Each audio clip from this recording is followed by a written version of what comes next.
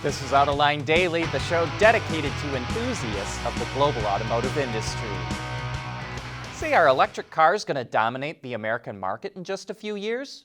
Well, powertrain experts in the auto industry believe that sales of EVs will grow tenfold during this decade, but will only achieve about 13% market share by 2030. Even so, that would probably translate into sales of about 2 million EVs a year. The study of 110 powertrain experts was conducted by a think tank called Automotive Futures and by Ward's Intelligence.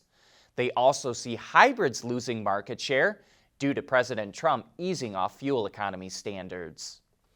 Last month, Chinese EV company Kandi Technologies announced it plans to sell small, inexpensive commuter cars in Texas. And now the company says it wants to open a manufacturing plant in North America to help keep costs down. But we say it also protects them politically. It's very likely that the U.S. will raise tariffs on Chinese-made cars. The U.S. currently charges 2%, while China has 25% tariffs on U.S.-made vehicles. You can place your order right now for Kandi's K23 or K27 if you want, which costs between $10,000 and $20,000, including the federal EV tax credit. Deliveries will start in the fourth quarter this year.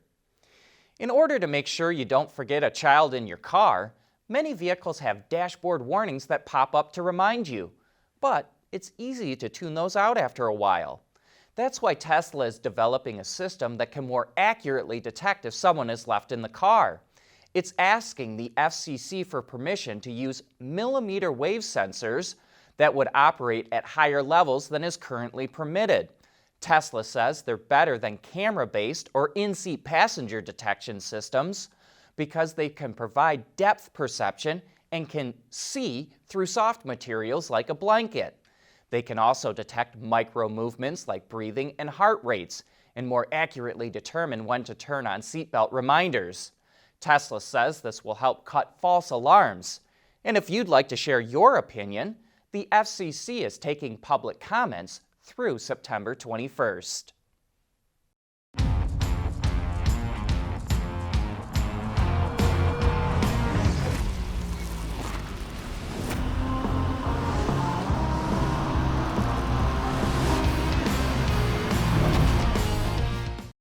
The world is changing at an ever-increasing pace. No matter what the mode of transportation, there is always the need for an efficient propulsion system. And that's exactly what BorgWarner has been doing since the earliest days of the automotive industry. We want to know what drives your testing. OTA, connected car, diagnostics, remote testing, Intrepid Control Systems is here to help you work from anywhere. Intrepid Control Systems, driven by your data. The sedan segment is a fierce one right now. More players and models drop away every year, which narrows the scope of options. But there's also the massive shift to crossovers, SUVs, and trucks. So automakers are doing everything they can to remain competitive. And have you seen how many sedans offer all-wheel drive now? It's a great marketing tool for any area that gets snow, and a way to make a sedan look more attractive when it's cross-shopped with a utility vehicle or truck. And Lexus is jumping on that bandwagon and will offer all-wheel drive on the ES for the very first time. The setup is paired with a 2.5-liter four-cylinder engine, which makes 203 horsepower. Up to 50% of torque can be sent to the rear wheels, or the rear can be fully disconnected via an electromagnetic coupling on the rear axle, and that helps return 28 mpg combined. The system doesn't encroach on interior space either, and you can look for the all-wheel drive ES in dealerships early this fall. Well, I'm sure many of you can't forget the grille on BMW's new 4 Series, but in case you have, here's our first look at the Performance M4 version. While most of the styling is covered by camo, BMW did share a little news about its power plant. A turbocharged straight 6 will come in 2 outputs, 480 horsepower and 510. The more powerful version is paired to an 8-speed auto, while the other gets a 6-speed manual. More information to come next month when the official premiere is planned. Abracadabra! With a quick sleight of hand, Rolls-Royce just converted the 4-seater Dawn convertible into a 2-seater roadster called the Silver Bullet. It was a quick transformation. They just yanked out the back seat and covered up the opening with a cowl. Well, this is not just any cowl, mind you. Rolls-Royce tells us that this is a genuine rakish aero cowling, and it's trimmed in what they call vapor-blasted titanium. Well, that was a new one on us, so we had to look it up. What is vapor blasting all about? It's actually a process used in manufacturing to clean a metallic surface that is much gentler than sandblasting, and so it leaves a very smooth and fine surface. This treatment will only be offered to the most discriminating customer. Rolls is only going to make 50 of these cars. Pricing hasn't been released, but we figure you better have about 400 grand burning a hole in your pocket. Autoline Daily is brought to you by Bridgestone Tires, your journey, our passion. Intrepid Control Systems, over-the-air engineering, boost your game. And by Borg Warner, propulsion solutions that support a clean, energy-efficient world.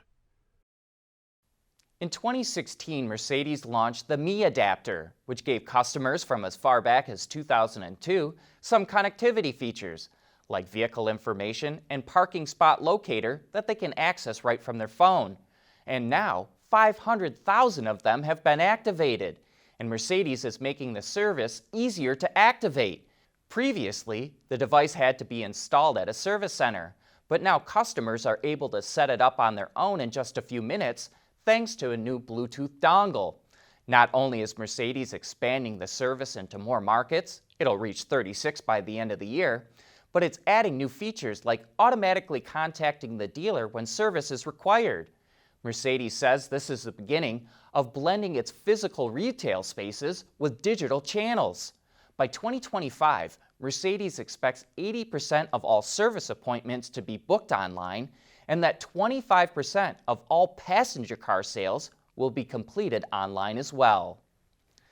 Subaru showed off the redesigned Levorg at the Tokyo Auto Show last year, and now it's going into production in Japan.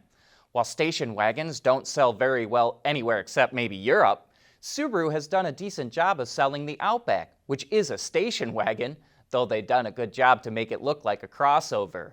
The Levorg, in contrast, sits lower, does not have blacked out fender lips or roof rack rails, and it has a front-end splitter instead of a simulated skid plate. So while the Outback is aimed at outdoorsy types, the Levorg has a sportier look that is aiming at a different demographic. And that's a wrap for this week.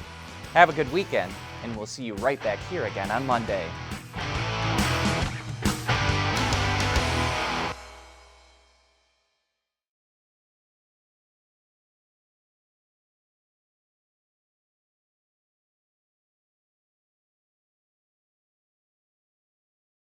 Wards is the industry leader for news, data, and analysis. That's why companies across the globe subscribe to our premium service, maybe even your own. Log in for subscriber access now, check your company's intranet for details, and rely on wardsauto.com to keep you informed.